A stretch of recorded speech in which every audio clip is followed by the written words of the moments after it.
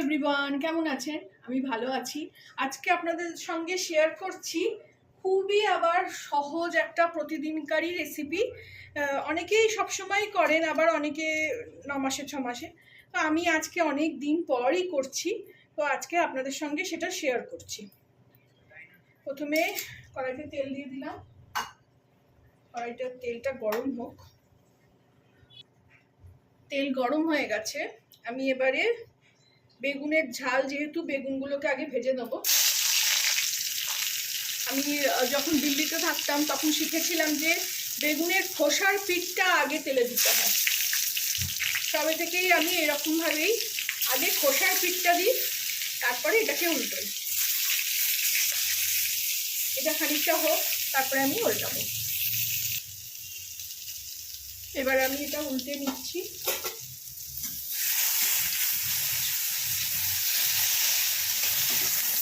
এবার যেরকমভাবে বেগুন ভাজা হয় সেরকমভাবে প্রথমে বেগুনটাকে ভেজে নেব।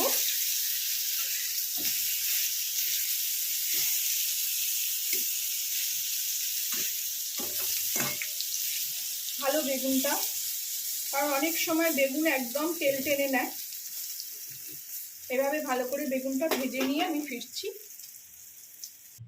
এই দেখুন, আমি বেগুনগুলো ভেজে নিলাম যেরকমভাবে বেগুন ভেজে নিয়ে এবারে আমি এতে একটুখানি 5 ফোড়ন দিয়ে দেবো।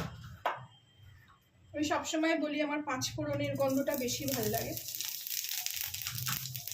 দিয়ে এখানে ওই গুঁড়ো সর্ষে গুলে রেখেছি, সেটার জলটাই দেব।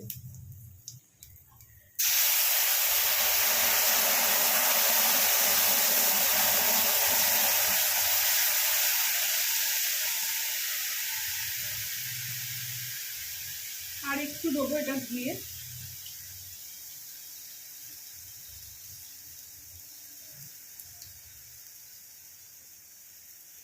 বেগুন টেগুন ভাজতে গেলে না এইসব করা বেশি পুড়ে যায়। এই দেখুন, এই কালোটা একদম ফেলে দেবো, আঁচটা বাড়িয়ে দেবো। এবার এতে 3টে কাঁচা লঙ্কা এরকম চিড়ে রেখেছি, দিয়ে দেবো। এটা আজকে আমার গাছে হয়েছে, একটাই হয়েছে, সব গাছ শুকিয়ে যাচ্ছে। এত বৃষ্টি না, আসলে বৃষ্টিতে এবারে অনেক গাছ আমার নষ্ট হয়ে যাচ্ছে। এবার এতে অল্প একটু হলুদ, অল্প একটু কাশ্মীরি লঙ্কার গুঁড়ো। ঝালের কোনো জিনিসে আমি মিষ্টি দিই না, সর্ষে বাটার। এটা একটু ফুটুক, তারপরে আমি বেগুনগুলো ছাড়ি। এবার এতে স্বাদ মতন একটু নুন দিয়ে দেবো। বেগুনে তো নুন মাখিয়েই ভেজেছিলাম।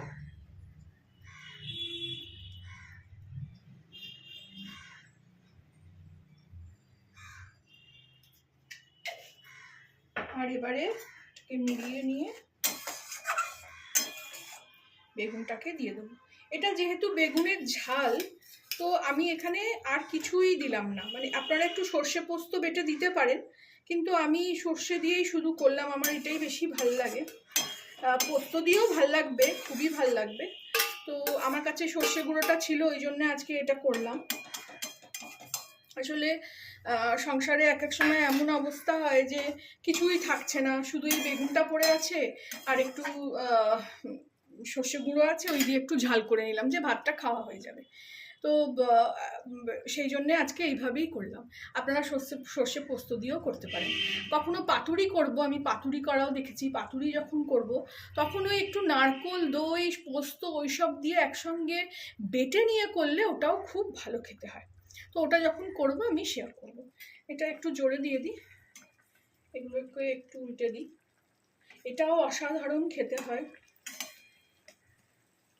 আসলে আমার মেয়ে ওই সবসময় বলি না, ভাজা খেতে এত ভালোবাসে, তো ওই বেগুন ভেজে দিলেই ওর হয়ে যায়, এসব ঝালটাল অত দরকার হয় না।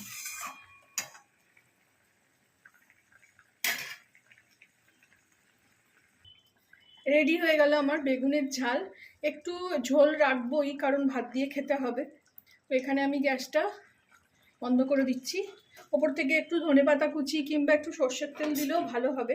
ধনেপাতা আমার কাছে নেই, আর তেল তো আমি এমনিই কম খাই। আমি এটাকে এবারে সার্ভ করে নিচ্ছি।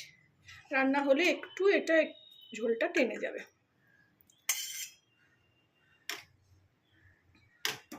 বেগুনটাও খুবই ভালো, তো নরম বেগুন, ভেঙে যাচ্ছে একদম।